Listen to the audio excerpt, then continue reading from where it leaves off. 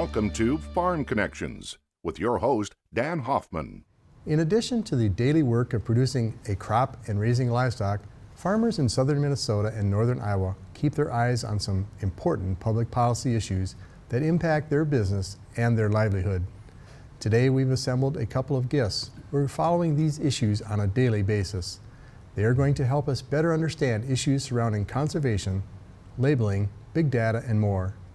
Janet Kubat Willette is a senior staff writer for the AgriNews, and Dick Hagen is a staff writer for The Land. Welcome to you both. Janet, thanks for joining us. Thank you. Dick, welcome to Farm Connections. Thank you, sir. Well, certainly you have an important job telling about what's happening in agriculture. Tell us what you do at the AgriNews, Janet. Well, at the AgriNews, I've been there for 18 years come November. My job has certainly changed over the years with the introduction of the internet.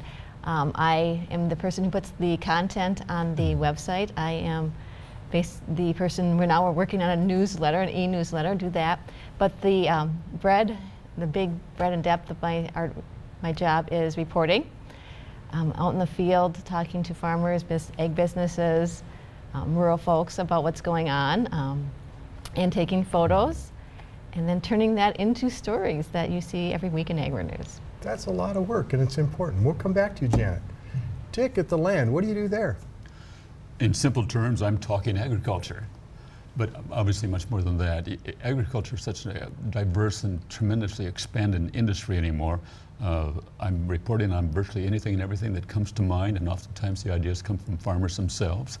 But really, I'm just kind of trying to keep up with the exciting world of agriculture. It moves fast, and I believe both of you and both of your publications help farmers keep up with it and keep current. Thank you for doing that. Thank you.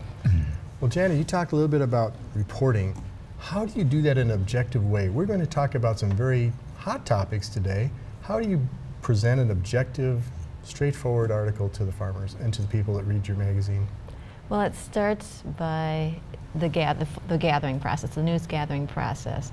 I try to contact a diverse variety of people to gather information, and then I take that, and it's a lot like making a hot dish. You put a little of this, a little of that, and you put it together to make a story, but also to be representative to those diverse voices so that I may have an opinion, but you don't know what that opinion is. Dick, do you do it similar? I like making the hot dish idea. I hadn't heard that before. No, it tends to be pretty much the same. You just simply got to stay tuned in the minds of an awful lot of people, both young and old, both farm and non-farm, because they all so totally impact agriculture in different ways, but yet the whole story is to get their opinions and hopefully not share too many of mine. Well, one topic that comes to mind that's really generated a lot of, I would say, excitement and concern is WATUS, or the Waters of the United States. Mm-hmm. What have you heard from farmers and government agencies about that? Very little actual support from that farm audience per se, trying hard to understand that there is a place for it, but they have a hard time buying into more regulations because that, by its very nature, it denotes regulations, and you and I and Jeanette know regulations are not the favorite topic of any farmer any day. Eventually there will be some settling and some agreement, but there will be a lot of diversity because there has to be, simply because of the diverse nature of waters itself.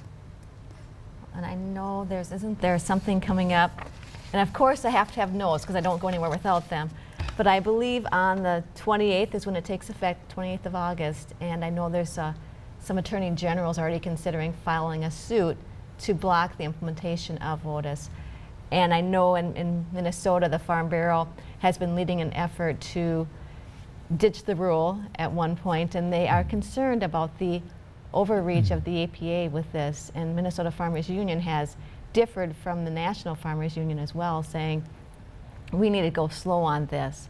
So it's generated a lot of interest. I know at Farm Fest last year, it was a very well-attended presentation on waters of the U.S. Well, thank you, Janet. And Dick, when you think about what's the crux of the problem, it seems like managing water and keeping it clean is a good goal. So what seems to be the concern from the public that you're hearing? I would say very simply, just simply regulations. How can you tell me how to manage my farm when I've been doing it a few years or many years? Water quality is part of my stewardship as being a good farmer. So why do I need to now be concerned about a set of rules that will probably be implemented by people who are going to come out and look at my property. It's just another intrusion, I think, that a lot of farmers say, just give us a chance to take care of it ourselves. Now, a lot of people who aren't farmers would say, well, you're not doing a good job at taking care of it yourself. Therefore, and that's where the arguments and the discussion will, I think, will continue for some time. There'll be lots of agreements. There'll be lots of disagreements. Some farmers are say, this doesn't mean anything to me. I've been doing it all my life. Other farmers will say, now you're just stepping one step too far into my own property. So it remains to be seen. In a sense, it's good that the discussion is happening. The solution is what is concerned and important to all of us. Thank you, Dick. How about GMO labeling? Does that get people talking or concerns, Janet? Yeah, I was at AgriGrowth meeting, I think it was last fall, and it was very interesting listening to that debate where they were talking. There was a person saying, consumers want this, and studies have said 90% of consumers do. There's someone from the grocery industry who said, this is going to cost us a lot of money. And I think it's Vermont and Connecticut, and there's another state who's passed laws saying, we want to label everything. And there's been a push to do it nationwide, but it gets to that debate of, is the consumer right, or can this even practically be done? Dick? Obviously, the implications go far, and they involve production agriculture, they involve manufacturing and processing, they involve marketing, and obviously they involve people who are buying the product. And I think in a rightful sense, the consumer is driving this idea more than anybody, and to some extent that's where the drive should come from, because you and I are buying the product, we're spending our money, so why can't we be a little bit more particular about what we actually have a chance to buy? I think you're going to see certain stores that will just simply start catering to it more than other stores will. And it'll be, to the consumer, you just simply have to say, well, find that store that gives you what you want in GMO. Don't necessarily try to incorporate everybody that's selling food all of a sudden into this very grandiose, very wonderful idea, but all sorts of, as you said, Janet, all sorts of additional costs too. And maybe once in a while, do they really know what it means in terms of how beneficial it is to their own health? Or are they caught up in some sort of a fad, if I can use that term, that just simply carries a lot of momentum, therefore everybody's talking about it, I should be too, let's go that way. I think you're going to start seeing it more at your Whole Foods stores, your GMO or your organic sections of the grocery stores. I think you're going to start seeing just some voluntary labeling take place there to reach that market who is calling for it, or to give them an option. Is food safety at the heart of the discussion? Is that what's really driving this? I would say no. I think we've been very, very satisfied with food safety over many, many years. Our consumers know that the American farmer produces quality. Our consumer knows that the processor has to produce quality, otherwise it just doesn't work in the marketplace.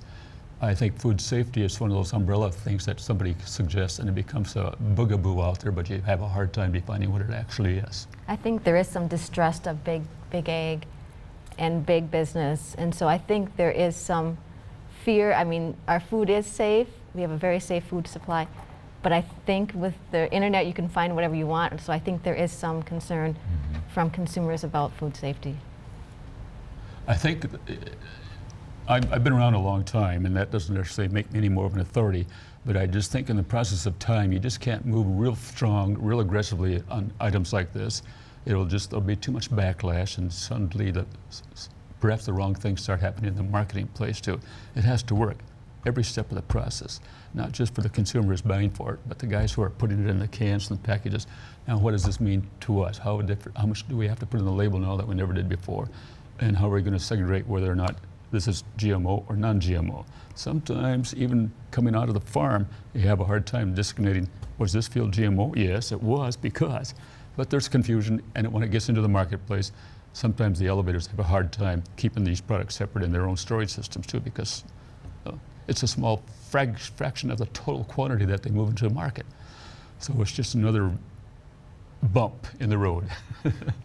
Great discussion, and we probably get influence from many places. I just returned from Ireland. They have a discussion about all these topics as well, and I believe some of that comes to our country from there, from Europe and the European Union. Thanks for joining us today. I hope you've gained a new understanding about some important issues being discussed in our rural communities today. I'm your host, Dan Hoffman. See you next time on Farm Connections.